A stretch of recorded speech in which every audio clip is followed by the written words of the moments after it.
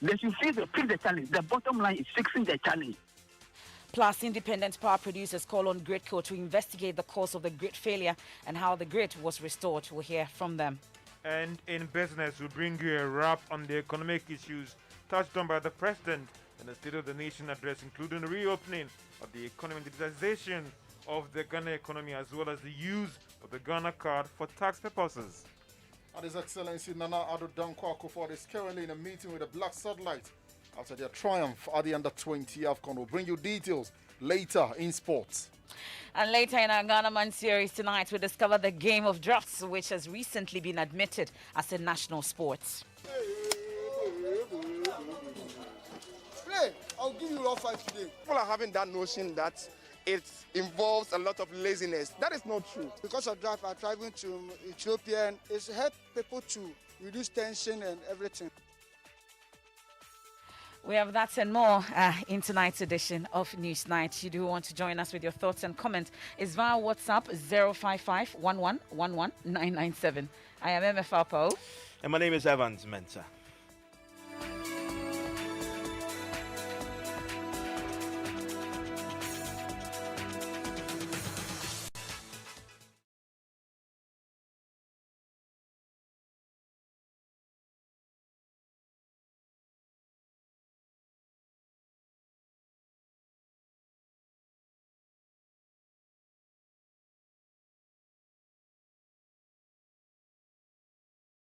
A tragic time for those community members in the Palm family and relatives. The sounds of wailing there in the background, and rescue operation is still underway in the community with the hope of retrieving more bodies from the sea. Traditional authorities at the Palm are also performing rituals to back the rescue party in that mission. 12 persons lost their lives when they went swimming on Sunday, and in fact, as we speak currently, it is uncertain how many people exactly may have drowned, and rescue efforts are still underway to see if they can find more bodies and people, other children alive. And we know that the police is also taking over the investigations, and the Central Regional Minister designated Justina Marigold Assan is on her way to visit survivors and families. We'll give you updates on that. But Richard Kojunyakon has been speaking to some family members and survivors of that incident and has come through with this report.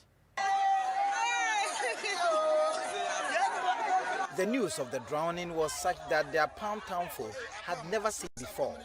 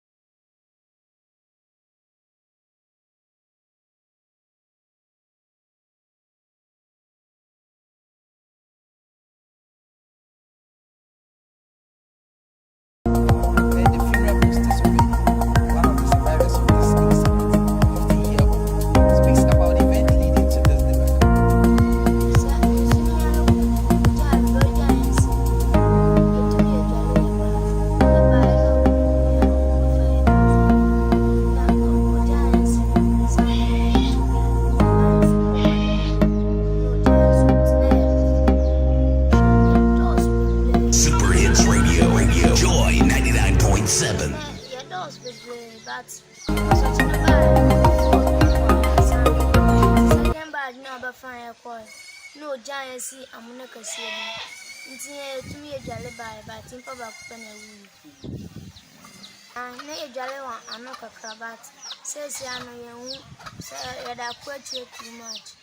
Until yes, you call a jolly. Obima obin for school, Nadia and I book with jolly into head. Into the berry jolly, Sunday berry jolly. Into the Sunday waiting. I'm fine, cry. Police at Apam say they are investigating to ascertain why the teenagers went to the beach despite the restrictions placed on the operations of beaches as a result of the COVID-19 protocols.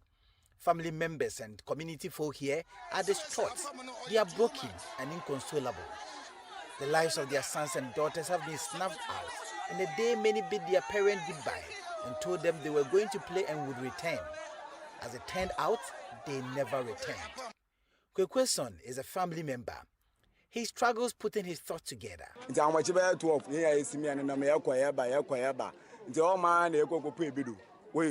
Some are yet to look for the whereabouts of their children. We began searching for them. We retrieved 2 bodies and then 5 bodies. And after that, we went ahead and we still could not find our relative. We continued our search and we are still searching.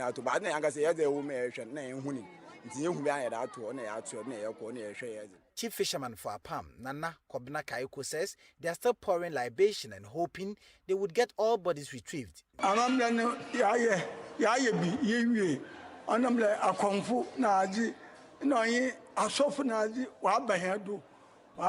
been performing some rites. We are still performing more. We are able to ascertain the total number of people that are feared drowned. We need to pour libation to prevent the recurrence of such an unfortunate incident. The 3 survivors in this accident, who are currently recuperating at the Apam hospital, have given indication there could be more bodies in the belly of the sea. The MP for Gomoa West, Mensah, is shocked about the development and has put in place a task force. Now they have something they call the Sunday beaches or Sunday special. So there's a ban on that.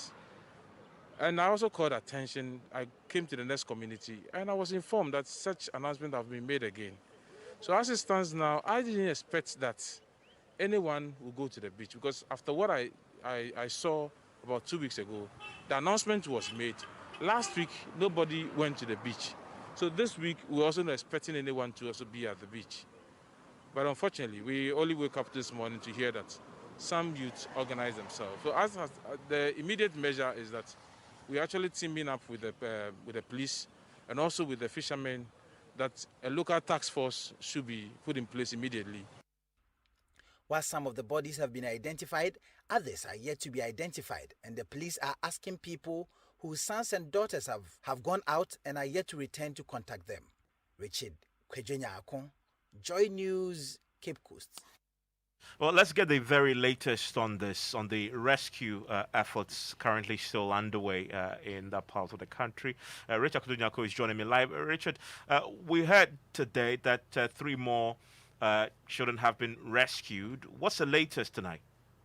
Well, Evans, we do not have more. It still stands at 3. Now, some parents are coming out to say that they can't find their kids, and this is indeed deepening the suspicion that there could be more trapped in the sea, and so the search party is still on. You were with the minister designate on a visit to the various families. What has he been saying to them? Well, Evans, she was heading there together with the regional coordinating director and other key regional functionaries, but we were later told that there is a development and that she had to go to Accra for an emergency meeting. Her words were spoken by the regional coordinating director. In fact, what he indicated was that they were going to support the families, bury the victims. In fact, there's going to be a mass burial of the 12, 10 males and 2 females, and they've assured them of their support throughout this period. Now, but beaches are supposed to be closed at this time of COVID-19 restrictions. And now that you've been moving around with the authorities there, what have they been saying about enforcement of this? Do we know how 20 or more teenagers gathered at the Palm Beach and nobody was there to enforce these protocols? Well, Evans, yes, that is supposed to be the case, but these have been flouted. The restrictions weren't adhered to. Along the beaches, you go there every day and then they keep on partying. So these kids go ahead, swim, party every Sunday. And actually in Apam, they call it Sunday Special. And so Sunday Special, it means that something goes on there. They go there, they swim. The survivor recounted that every Sunday they do go there. And so they are shocked that this Sunday, such an incident could happen. And so it's something that goes on. The restrictions are not really adhered to. And we understand the Regional Police Command, they've taken over the investigations. Do we know what preliminary findings are pointing to? They are yet to communicate their preliminary findings. They say they are still investigating and helping in the search operations. But as of now, because of the numbers involved in this and the fact that there could be more people trapped in the sea, they are collaborating with the Apawu Divisional Police to investigate the matter and ensure that if there are still more people trapped there, they could just rescue them. Traditional authorities are also assisting in this all hands on deck mission to see if they can find more bodies or possibly people still alive. What exactly are their suspicions? They have some suspicions as well. Yes, Evans, they have suspicions. One of their suspicions is that where specific place that they went to swim, there is a god. And indicated by the chief fisherman of the place, there is a god, and so the children might have done something untoward, and that is why this really happened. And so along the coastal beach, when someone drowns, what the traditional authorities do is that they pour libation, they perform some rituals, and the last count of the number of schnapp bottles they had used was about 20, and they are still looking for more schnapps to pour libation to ensure that all the children that are yet to be that are yet to be rescued or retrieved from the sea, they get them, and so they are supporting the police and then the NADMO operations to ensure that everyone that is currently in the sea would be brought out. And Kojo, there's still a lot of confusion surrounding how many children exactly went out into the to the beach to swim and may have drowned or currently missing. Is there any clarity on that? Because I'm sure parents will now be coming forward if indeed they don't have their children back home since this happened. And that is so. That is the situation that is currently happening. So when we went there, one parent will come and say that I'm yet to find my child. Another parent will also surface that my child left the house on Sunday and has not returned. And so that is the case. But the numbers keep changing. Initially, we were told, and they are getting the numbers from some of the survivors. You know that there are 3 of them that are currently in the hospital. One of those we just spoke to in the story we did. He indicated that they were about 25. Others keep the number at 20. So they are unable to really place any finger on the total number of people that got involved in this accident. Kojo, thank you very much. But quickly, Kojo, I'm just curious about the minister designate's visit to these families. Really, how much importance is he attaching to this particular incident? Well, so the people were expecting the regional minister when they heard that she was heading there. They were expecting even any government official to even say something about this unfortunate situation that had arisen. But the regional coordinating director came and stood in for all of them, even though they were expecting that a minister or a government official would make some pronouncement or some statement about it. They've had nothing, and so that was their expectation. And so they are still hoping upon hope that those who are yet to find their children, they would find them alive or their bodies would be brought out. Thank you very much. That's our Central Regional Correspondent, Richard Kojo. Evans, let's bring in the Central Regional Police PRO, DSP Irene Opong. We are grateful for your time here on Newsnight, Madam. So I would want a quick clarity on how many children really were out there that Sunday. How many children really? Emefa. As at now, investigations are ongoing, but we have not been able to establish the exact number of children who went to swim. We have gathered some information around pointing to some figures that we are working with. But what we can say is that we have 14 at hand, 12 dead, and then 2 survivors. So the figures again, you're saying 14 dead, is that what you're saying? And then 2 survivors? No, 12 dead.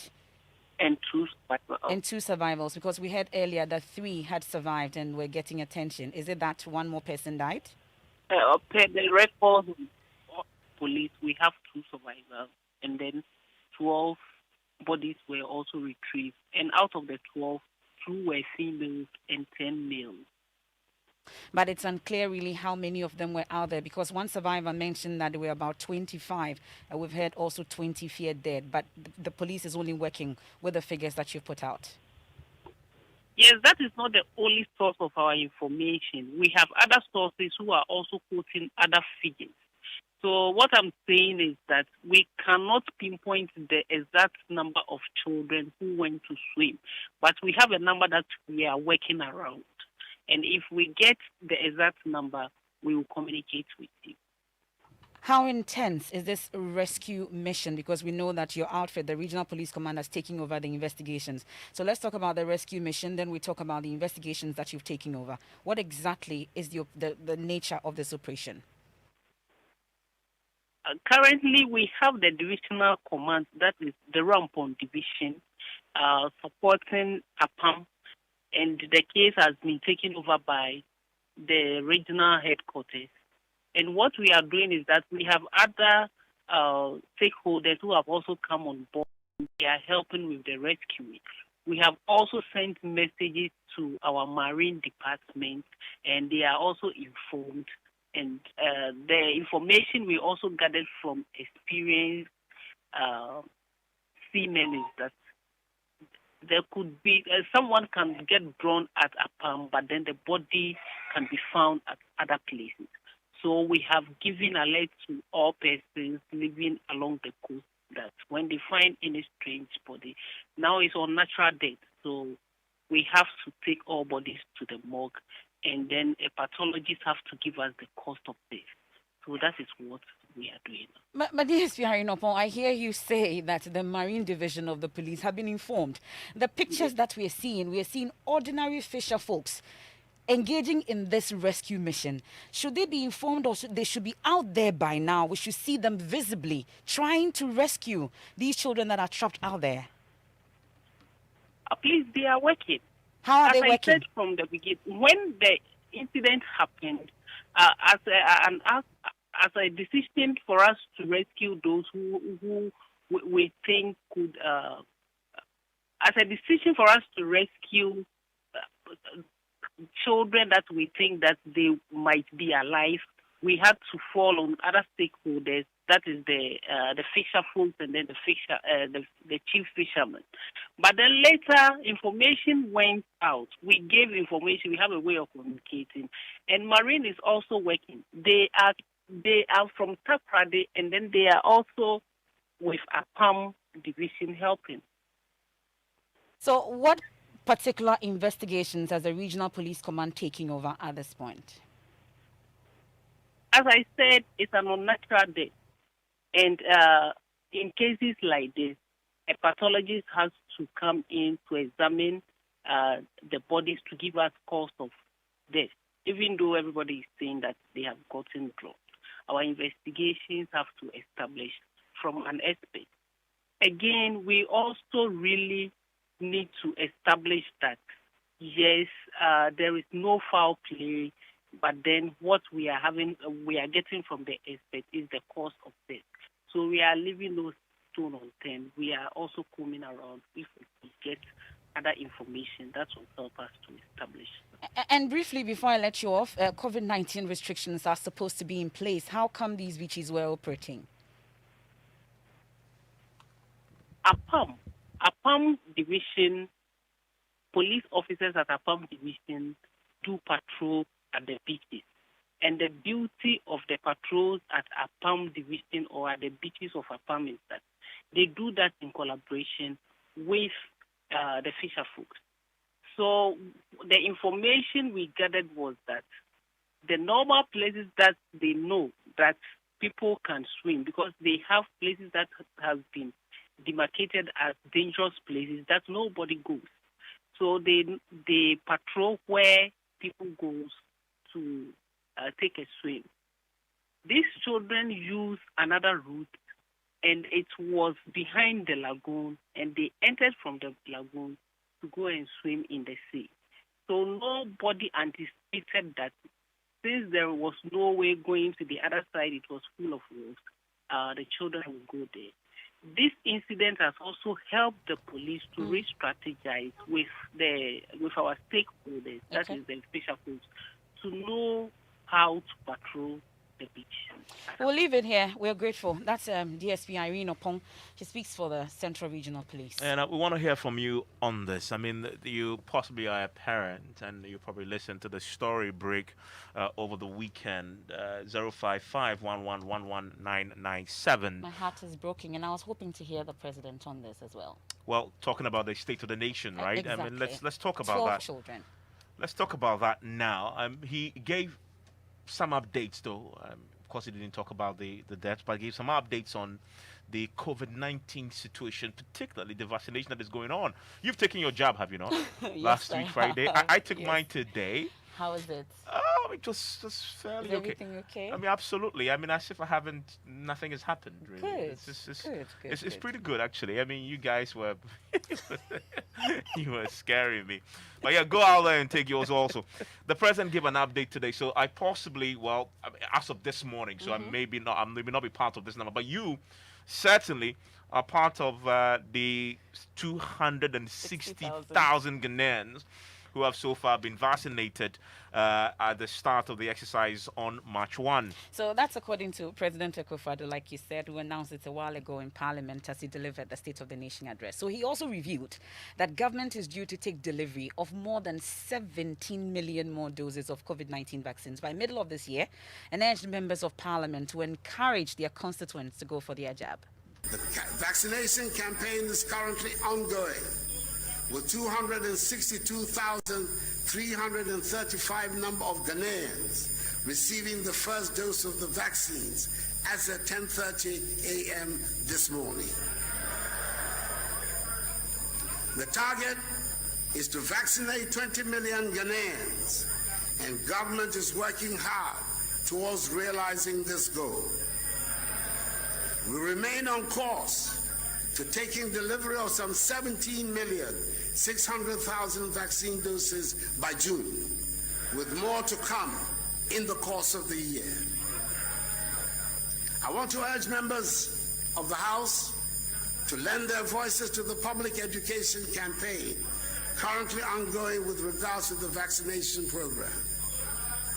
The vaccine, together with strict compliance with the safety protocols, is what will allow us to open up our country again and embark on the quest to restore normalcy to our lives and livelihoods. And indeed, it's true. I want to encourage you to go out there and get your jab. I got mine today. It has, for me, no side effect yet, and so I'm pretty. I hope it stays that way. It will stay. It will stay. Mild. I mean, it's so with every medicine you take, right? I mean, and the vaccine also. And so just go out there and take your jab. Keeps us all safe. Well, meanwhile, Health Minister Kwaji Mamenu has also revealed that more than, guess what, $280 million has been budgeted for the entire vaccination exercise. He spoke to my colleague, Kwesi Parker-Wilson, after the State of the Nation address. Are you buying as well? We are buying some. We are getting some through the COVAX initiative, but that is not that large. So we're having challenges with supplies, just like across the globe.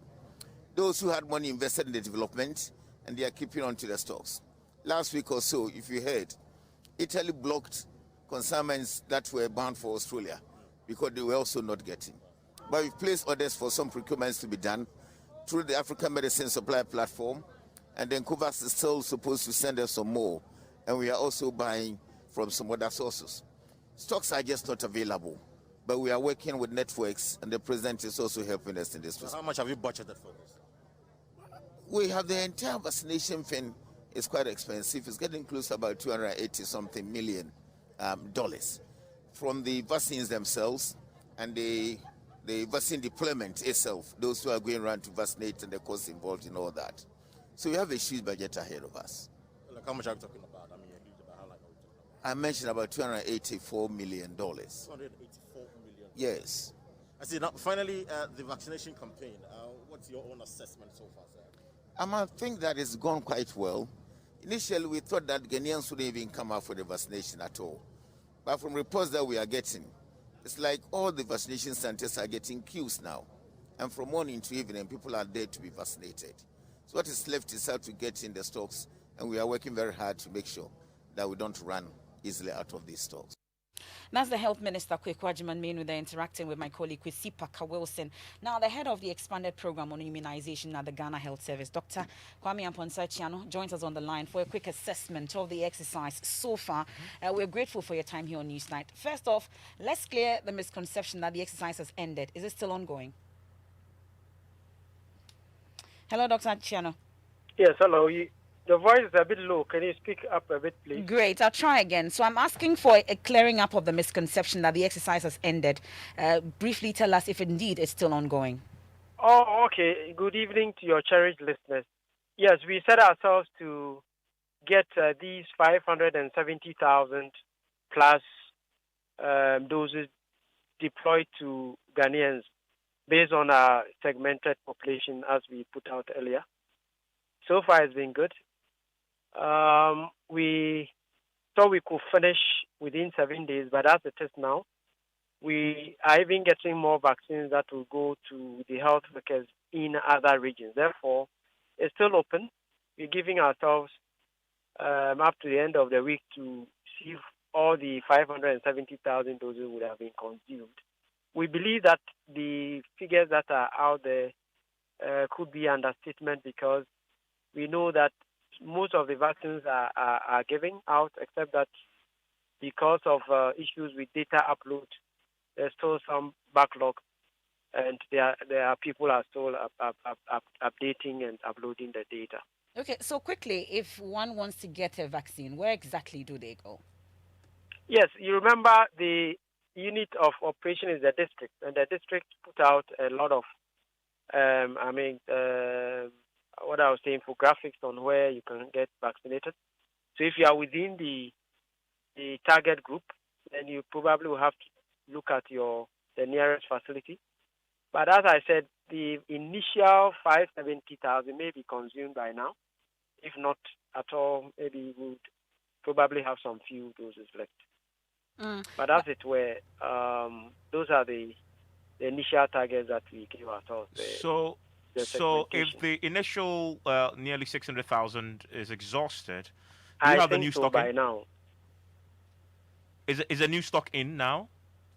Yes, what we have, if you remember, we took delivery of some 50,000 doses from the Indian government on Friday, and that is what we are earmarking for the health workers across the other regions who are yet to be vaccinated. Of course, they are also frontline and fall within the category of very, very, as it were, at risk.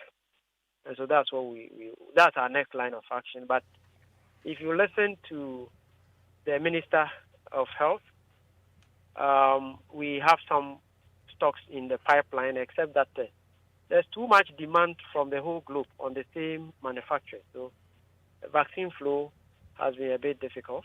Okay. And it's not just peculiar to Ghana, but other countries as well, except for those who initially anticipated and budgeted and gave money out even when the vaccines hadn't gone through trials. So they are holding on to their stocks now, and we're trying to get other avenues to get some vaccines within the country through COVAX, through multilateral agencies, bilateral agencies, and so on. Okay. But currently, what we have in the pipeline is from COVAX, which is coming as part of the initial indicative allocation of 2.4 million, for which they've already given us 600,000 doses, which we just delivered. So finally, before we let you off, Dr. Chiano, so for persons like Evans Mensah, who just had their shot today, we still have people calling and finding out about the side effects, the fears, before going for it. What should he expect since he just took the jab? Well, we've put out these over and over, but just to reiterate that, of course, for every vaccine, especially for the injectables, because it's a needle that is entering your body, you are likely to have some pain.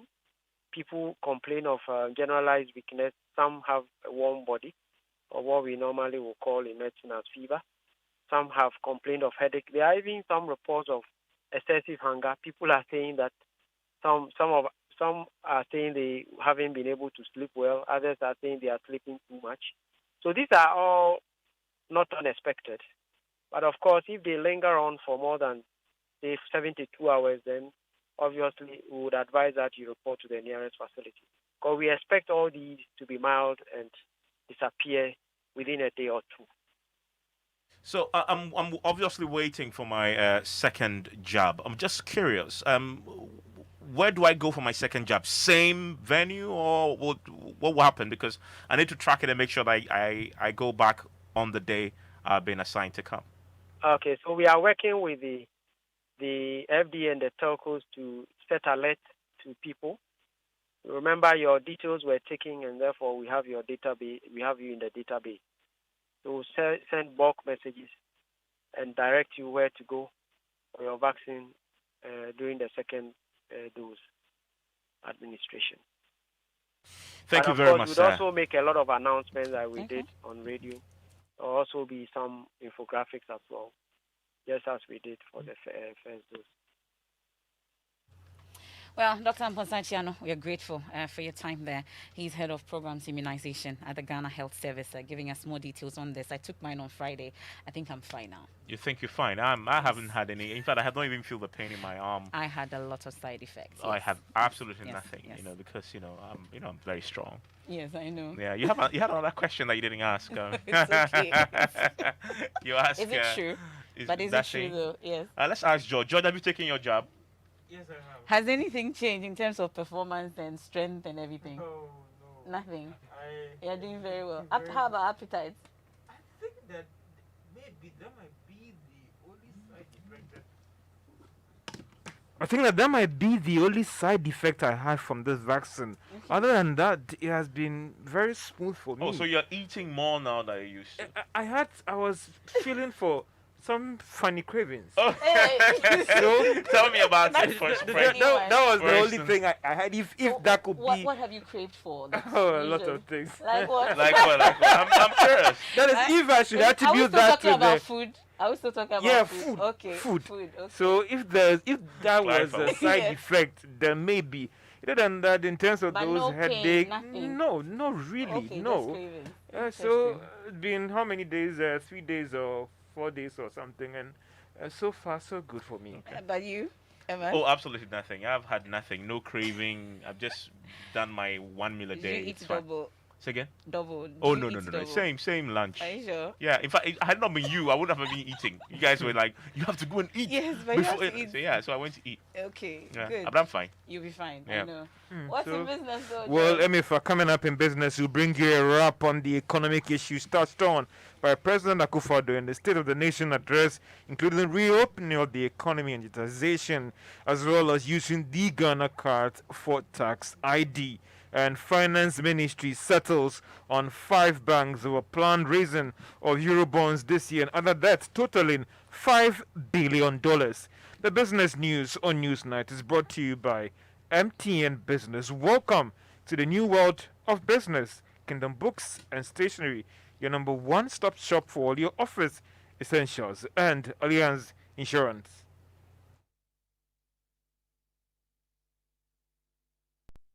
Our 130-year journey at Allianz has seen our operations growing to cover over 92 million Allianz customers in over 70 countries worldwide. Allianz Life Insurance Ghana, a subsidiary of Allianz Group, has put together a wide range of insurance packages to suit the pockets of every Ghanaian individual, family, group, corporate body, as well as their employees. Kindly call us on 030-2267-892 or 059-144-9686 or visit our website www.allianz-gh.com for more enquiries. Allianz Life, we secure your future.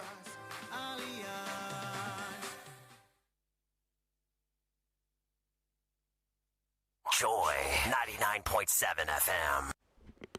Welcome back to Business on the Newsnight. Now, President Akufo-Addo has indicated that he plans linking the full reopening of the economy to a successful COVID-19 vaccination program. According to the president, this makes a strong case for everyone to be vaccinated, as that would help in the quick recovery of the economy. The president disclosed this when he presented the 2021 State of the Nation address today. When the global pandemic of COVID-19 struck, it derailed our progress and wreaked havoc on all aspects of national life. Lives and livelihoods have been affected. The economy has suffered, and government has had to cushion households and businesses from the effects of the virus.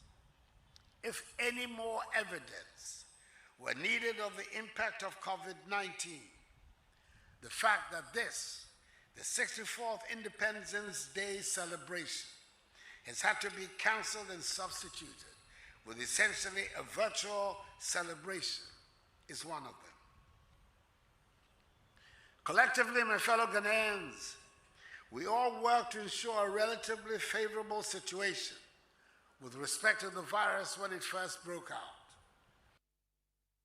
The president has also been giving us an update on the status of the cars that have been assembled in Ghana by the major automobile firms in the country.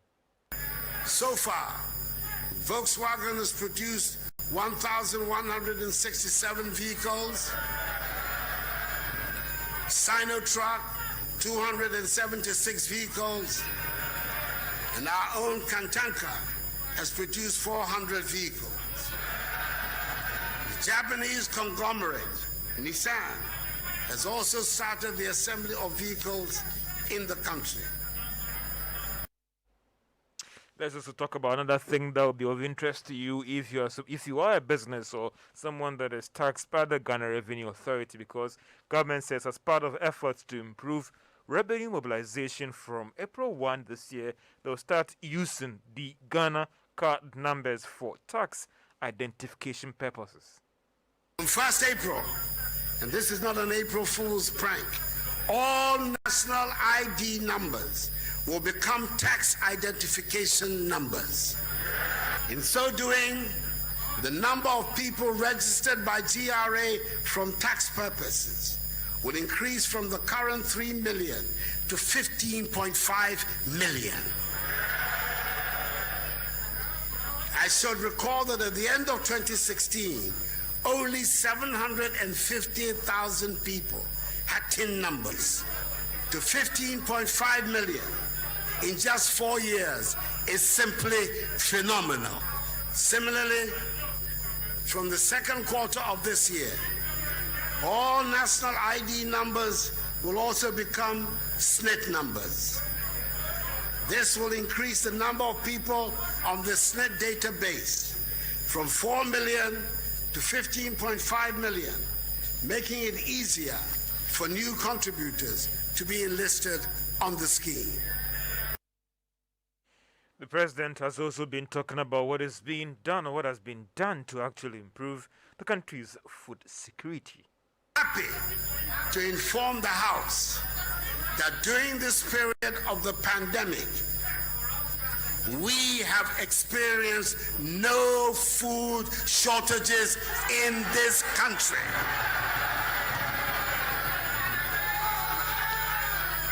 There have been increases in maize and rice yields by 110% and 48% respectively. We have for the first time in a long while become a net exporter of food, as opposed to the days of importation of tomatoes and plantain. And that's President Akufo-Addo. Let's talk about money and the finance ministry, because the ministry has announced that it has settled on 5 global banks in helping us raise funds from the international market this year. Now, this is in line with government's international market capital funding program. The institutions include Bank of America, Citibank, Rand Bank, Standard Chartered Bank, and Standard Bank. Now, these banks should actually be acting as lead managers for this whole fundraising exercise. According to the Finance Ministry, it plans raising about $5 billion in Eurobonds, diaspora bonds, sustainable bonds, and syndicated loans. Now, these funds are expected to help government finance debt for this year. The banks are also expected to help government in advising them in terms of how they should go about raising these funds on the international market, totaling $5 billion. And that's all for business on Newsnight. Back to you, Emefa. I swear I do what? I forgot my boss saying clients come, but I don't get credit on my phone. I beg, I go use your phone. I'm In this day and age, your excuse for not making that call is that you don't have credit. Oh, then you are not a Vodafone customer.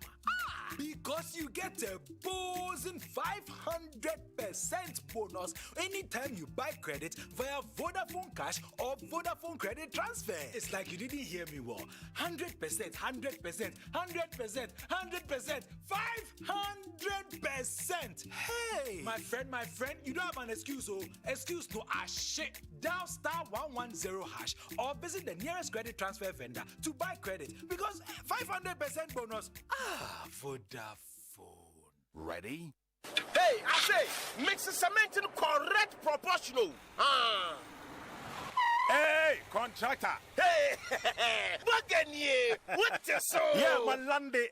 Sorry, I say. What do you change the year of return, Ankasa? Hey, contractor. A danya wasting ye. Hey, what would you me feel it too much? Who project here? Me friend gasem from top to down. You be a gasem. Hey, yes, solid pa. Hey, you see gasem ma. And for soup you know what do? On your quality no kwate. Yeah, you see gasem cement and your pudio womo. One package na. On no wahala. Include over 5,000 in your share. No more schools, no more clinics on your donation. Never compromise on quality. Choose the value Gasm offers you always. In these uncertain times, stay safe and follow all the COVID-19 safety protocols. Gasm, the nation builder. Joy 99.7 FM. Welcome back. Thanks for staying with us. Yes, live here on Newsnight. A few of your messages now. So I got vaccinated yesterday. Yesterday morning, everything was okay with me until 10 p.m. I couldn't sleep throughout the night till this morning. I was feeling restless, body pains, feverishness, and severe headache. The side effects is just unbearable, and for me, I don't think. These are normal.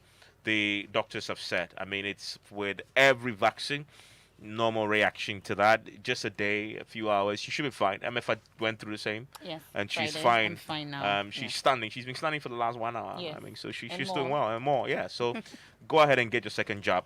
Now, the second one says, in fact, this is heartbreaking news. This really shows that some Ghanaians are not adhering to the protocols ordered by the president, Alfred, from Bill in the Upper West region centers that one.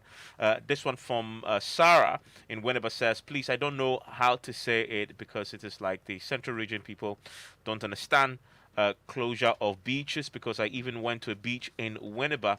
Honestly speaking, it was bad. Okay. So that's people that are confessing that is happening. And again, we have another one from Hacho. It says, we have this attitude of waiting till the unfortunate happened before we come up with things we could have done. Where were parents and authorities when the president's directive were being flouted? It behoves on all of us to uphold the law. I won't be surprised this won't deter others. So we have another one from Senyo in Cape Coast. It says, I'm not sure there's a ban on beaches. Just take a stroll along the coast and you get the reality. Aside what the police spokesperson was claiming, there's blatant disregard to anything called COVID-19 protocol, and that should not be the case. Elvis Datson says, it's my prayer some are still alive. My condolence to the lost souls. Apj in Sunyayi says, Ejapa coming back does not mean it's coming back in the same form. And Nana Ekwiyamwa Boating, Ablikuma Central, says, my condolence to the families of these young souls drowned in the Palm Beach. The question is, for how long have they been engaging in swimming while there's a ban on beaches? And a final one from Citizen Sika in East Legon says, my condolences to the families of these young souls drowned in a Palm Beach. The question is, for how long have they been engaging in the swimming while there is a ban on the beaches? Thank you for those messages. Now let's turn to another story that has gained a lot of traction from our listeners around the country, and it's about the ongoing erratic power supply, and there is public outcry over that in parts of the country continues to grow as consumers demand an immediate fix to this problem. So the Ghana Grid Company Limited over the weekend explained that the nationwide power outage is due to some challenge in the power system collapse they call it. But government has since come under intense criticism, with several power consumers expressing outrage over the situation. So a section of the public who called into the Super Morning Show today asked government to stabilize the power supply. We have seen, we know the problem already. It is doom. We want some consistency in soft, not dooms and soft. Look at the way people are suffering. My gadget is off. My fridge, Hisense I bought a year ago, now it's off. It's off. And Nanado came to power. He said, we have solved the doom soft. We have solved the doom soft. Now, can you boldly say that? What are we doing? And please, they should fix the challenge. The bottom line is fixing the challenge. We don't want to be experiencing this kind of doom and soft. My 14-year-old fridge is gone down. It's not even freezing anymore. It's after 14 years, it's now gone down. It's annoying that the thing should go off like 3-4 hours. Office one, and then everything is getting spoiled. Please, they are disorganized. They should look at their work. Oh, I'm thinking. We don't know. If the doom so is bad, they should let us know so that we will know how to manage ourselves. I am a fashion designer, but what you can take 30 minutes to do when the light is out, imagine, what are you going to do? Like you just mentioned, those of us in the food industry, I am into bread production, and we do it on a large scale, so we use electricity to power our machines. Sometimes you just put yeast in your dough, you add water, and then the power just goes off. And we are in a situation where every day you go to the market and then there's an increment in the goods that we are using. We are already struggling, and then now ECG is doing this to us.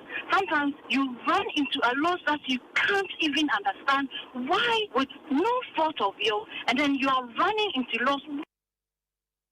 Well, we are hearing from the Chamber of Independent Power Producers, Distributors and Bulk Consumers, and they're calling on Gridco to investigate the cause of the grid failure and how the grid was restored. Eleplim Komla Apetogo is CEO of the Chamber and has been speaking on this.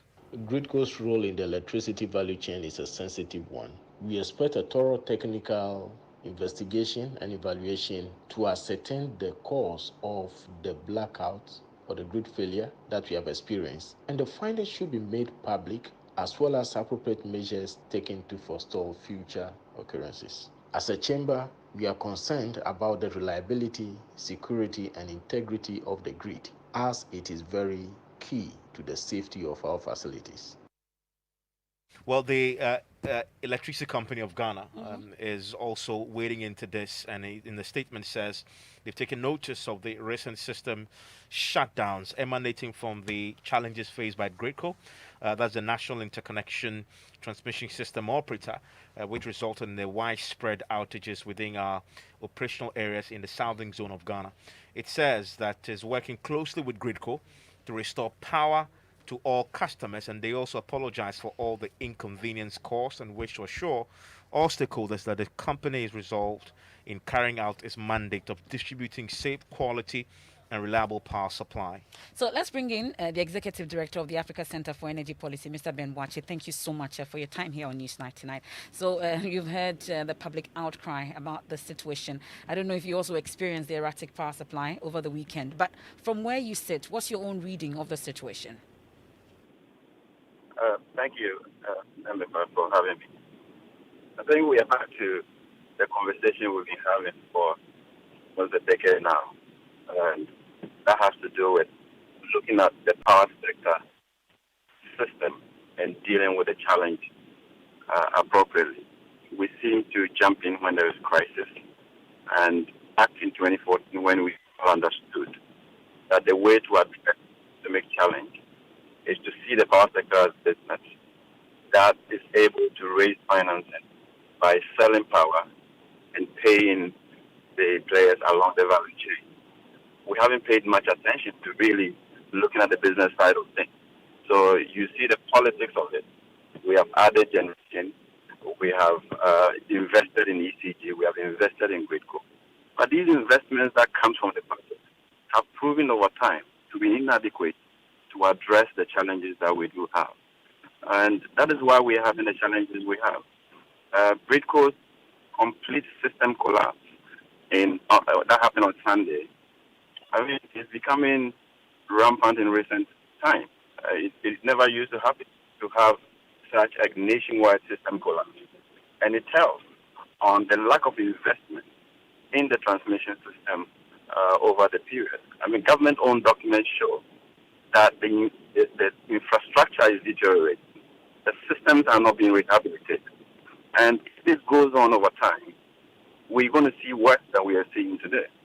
The distribution end is also not seeing the investment required. And that's why you're seeing the flickering. The voltage is low in many parts of the country. And the investment required is substantial. You're not going to have that from the budget. But we are failing to fix this problem by allowing injection of capital from the private sector, as we sought to do with PDS and it got botched. So we probably have to go back to that conversation to see how do we fix it, not from the budget, but from a systemic point of view, to see how do we allow people to pay for electricity using available technology to ensure that people don't consume power and not pay for it. And that system also reduces the losses that we have and pay for the electricity. As we speak, if you give electricity, about 24% of the power you give them cannot be accounted for. What that simply means is that if you give them $1 million worth of power, 240,000 cannot be accounted for through the wastage and inefficiency in the system. That is definitely not sustainable. And they cannot pay the value chain. All right. So we have to get back to basics and fix the entire system. Okay. And not the way we have been dealing with it, with the politics around how much somebody paid on behalf of ECG, how much government paid on behalf of GRICO, and all of that. So that is why we are having the problems we are having. And if we don't it all up get back to nicely. basics to fix the problem, Thank you. we're not going to have the solution. Thank you so bottom much. line, this is about the consumer. Let's bring in the Public Utilities Regulatory Commission, PULC. Apawu Kaila speaks for the commission. So what's the commission doing about the recent erratic supply that has adversely affected customers across the country? Okay, thank you very much, and good evening to your cherished listeners across the country. What happened on Sunday was actually a fault on one of the major transmission lines of the GRIDCO. That's the transmission company. When it happens like that, our concern is for customers to be informed as to what is happening and what the utility companies are working or are doing to restore the power. And fortunately, we had the distribution companies and the transmission company issuing statements to that effect. However, the PURC also needs to know so that we can put measures in place or we'll know what to do so that such issues would not occur again. So when we found out from GRIDCO, they actually issued or they delivered a preliminary investigative report to the commission explaining that there was a fault on one of the major lines, that is the Prestea-Obuasi transmission line, which tripped. And when you load the lines and they are parallel and one trips, it causes overload on the other line. Yeah, I mean, but we've heard the GRICO announce this, but if you listen to the consumers who called into Super Morning Show today, and if you live in Accra and Ghana, you will notice that the erratic power supply has been something that has been happening in the last few weeks. Of course, the one that happened that you were talking about is a major one that everybody felt. But consumers have been talking about the erratic nature of the supply for a while now. Have you noticed that yourself at PURC, and what is it that you're getting from the From the side of PURC, we've actually not received complaints about erratic power supply in areas. However, if there is any like that and we receive complaints, we would investigate the issue. And then at the end of the day, we would narrow it down to whether it is a localized problem or it is an issue from transmission or even generation. We'll be able to know that. But if we don't receive a complaint to that effect, we'll not be able to know or we'll not be able to investigate and narrow the issue down. But now that you are talking, now that you're mentioning it, we would have to find out from the distribution company because the customers are served directly by the distributor. So find out from the distribution company so that we'll take records of their outages in recent times. Then we will do our own analysis to see if it is really an issue that we need to come in. Okay. Apawu Kaila, I'm grateful that you joined me. Let's wrap up with some sports now. And Hans Mensah, smiling because of United's win against City, is here with the very latest. Hans. That would be you, actually, Evans. Oh, I thought you were a Manchester United supporter yourself. I am. So what is it about me? It's okay, us. I'm not excited. I mean, I'm not excited. I don't know about you, but I'm not excited. You know? I'm telling you. But It's United is a very strange team. You know, we can do this fantastic performance and lose against Sheffield next week. We'll see how it goes. But of course, I've been excited by the Black Satellite exploit. Oh, great! They met the president today. Absolutely, and there's been some reward for them. The president announced a cash prize of $10,000 including other incentives to specific Emefa's face just lit up. The mention of the $10,000. Yeah. Emefa won $10,000 each. Yeah, for each of them. Plus, I mean, others are earning more by virtue of the individual performances and achievement during the tournament. Wow. You know, as well. So you want $10,000? Lace up your boots and go play maybe for the Black Queens or the Black Princesses. I used to be a footballer, I told you. Yeah, yeah, you look like one. Actually. But let's take a listen to the president when he met the team just about half an hour ago. We have a package for you, which I'm sure the minister and the GFA president and your team leader has talked to you about, which will enable you to at least receive the gratitude of the nation. It's a token, but it's something to tell you how very happy Ghanaians are with what you have done. Each one of the team is receiving $10,000 from the government. The decision has been made that the $10,000, you get $5,000 of it in cash, and $5,000 is going to be invested for you over the next 10 years.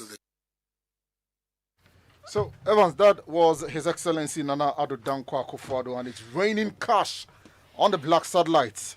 Unfortunately, those of us here in the studio, Emefa says we are not getting wet. She wants all the 10 in cash. I don't want any investment. She wants all the 10 in cash. Why investment? And that's it. I just hope we pay the same attention to the Black Queens. Yeah. Okay. Because you're hoping to play for them. Of course, if I have to play for the Black Queens, we are going to get that. We'll see how it goes. That's it for tonight's edition of Newsnight. There's more when you log on to myjoyonline.com. I am Emefa Apawu. And my name is Evans Mensah. Enjoy the rest of it. The Geek Squad. They're up next.